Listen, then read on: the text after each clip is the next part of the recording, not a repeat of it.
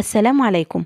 خبر صادم ومحزن جدا: وفاة 3 دبلوماسيين من الوفد القطري في حادث سير في محافظة شرم الشيخ. زي ما انتوا شايفين في الصورة دي، العربية دي متحطمة بالكامل، منهم 3 متوفيين و2 موجودين في العناية المركزة، وحرفيا حالتهم خطيرة جدا بمحافظة شرم الشيخ.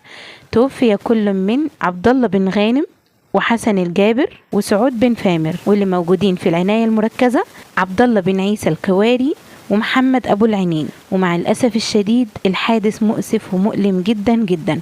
ربنا يرحمهم يا رب ويصبر أهاليهم يا رب، وربنا يشفي المصابين اللي موجودين في العناية المركزة.